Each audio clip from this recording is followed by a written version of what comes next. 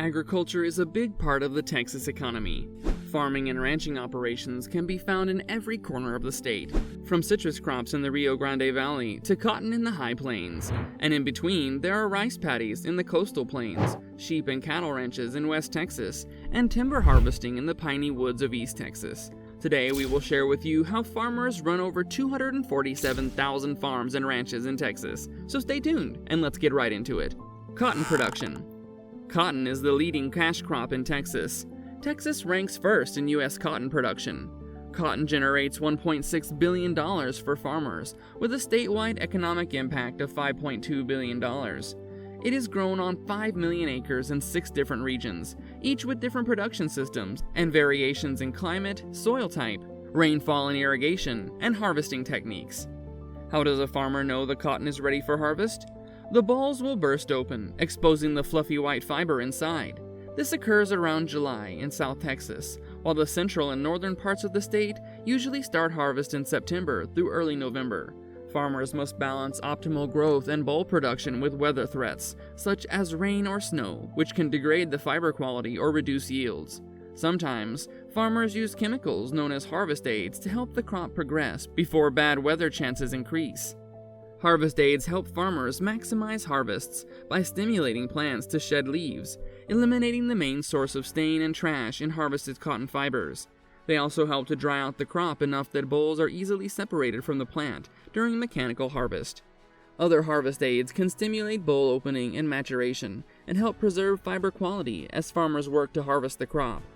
When the crop is ready to harvest, there are 2 different types of machinery that can be used to harvest the cotton: stripper and picker. A cotton stripper pulls the entire ball off the plant, along with its leaves and branches. After being separated inside the harvester, the resulting fiber, called seed cotton, is directed separately into a basket. A cotton picker pulls cotton from the open bolls, resulting in cleaner seed cotton because the plant's boll husk, leaves, and stalk are left intact. Just like with the cotton picker, the seed cotton is collected in a big basket. Farmers decide whether to use a cotton stripper or picker based on the variety of cotton they grow. In Texas, almost all cotton in the High Plains, Rolling Plains, and Blacklands is stripped, while farmers in the Coastal Bend, Upper Gulf, and Lower Rio Grande Valley use a mixture of pickers and strippers to harvest their cotton. After a field is harvested, module trucks or semi-truck rigs with special trailers come along and pick up the modules or round bales, then transport them to the gin yard to await ginning. At the gin, the seed cotton is cleaned or further processed to remove any other trash and separate the cotton seed from the fiber or lint, which is pressed into 480-pound bales. The cottonseed is used for either animal feed or sent on to be pressed for cottonseed oil and other uses. The cotton fiber is then sent to a mill, where it can be woven into cloth that is used to make our bed sheets, soft towels, clothes, and more. Rice production. Texas produces nearly 225,000 acres of high-quality long-grain rice for domestic and export markets. Rice produces $145 million for farmers and generates $480 million for Texas. Growing high-quality organic rice is not easy. One key is precision grading of the fields using a laser level before planting in the spring. This allows for better land stewardship and water management. The water kills the weeds, but if it's too deep, the rice drowns, or it will grow only one rice-producing shoot. Weeds cause economic losses in rice, even with widespread use of herbicides and non-chemical control measures. Integrated weed management includes cultural and mechanical practices, coupled with herbicide applications. Once the fields are prepared, the rice is sown directly into the soil, which is more efficient than using an airplane to fly the seed onto flooded fields. It takes 120 to 140 days for rice to mature.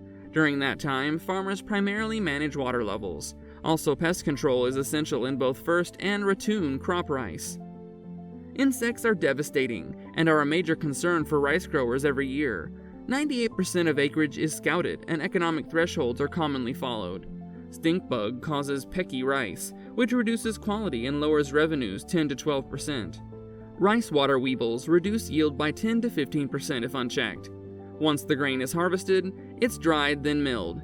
Wait, before we move on, if you're enjoying this video, make sure to give it a big thumbs up and subscribe to our channel if you haven't already.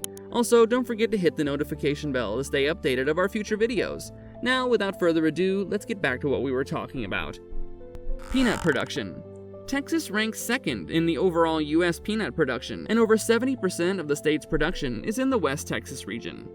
Peanuts generate $560 million for farmers. The state impact exceeds $1.8 billion. Though it may seem simple, there's a lot more that goes into the initial stages of peanut farming than you may think. In the late spring, when the soil has reached a minimum average temperature of about 65 degrees, peanut planting begins, but not until it has been tested and treated to ensure the most optimal, nutrient-rich growing environment. As one of the most suitable food sources in the world, peanuts have the ability to conserve water, grow without the aid of fertilizers, and actually improve the quality of the soil through a process called nitrogen fixing. Peanut seeds will break the surface of the soil about 10 days after planting, with flowers appearing about 30 days after. Once these flowers begin to pollinate themselves, budding peanut ovaries called pegs penetrate the soil and grow until around 40 peanut pods have been produced. Depending on the peanut type and variety planted, farmers begin harvesting after about 120 to 140 frost-free days of growth, but only when soil conditions are just right. Once it's determined that the soil is not too wet or too dry, peanut plants are then dug up, shaken off, rotated, and placed back down in a window to dry over the course of the next 2 or 3 days. Once peanuts are dry enough, they are then separated from their vines and placed in a hopper during a process known as combining. Peanuts then make their way off to their next phase, while the vines are returned to the earth, serving as either a natural fertilizer or livestock feed. Citrus production. Texas ranks third in overall U.S. citrus production, and cash receipts for farmers exceed $29 million annually. Total impact in the Texas economy exceeds $93 million. Over 32,000 acres are grown in the lower Rio Grande Valley and consist of 70% grapefruit and 30% oranges. Texas citrus cannot be harvested until the fruit achieves legal maturity, as defined by Texas state law and regulations.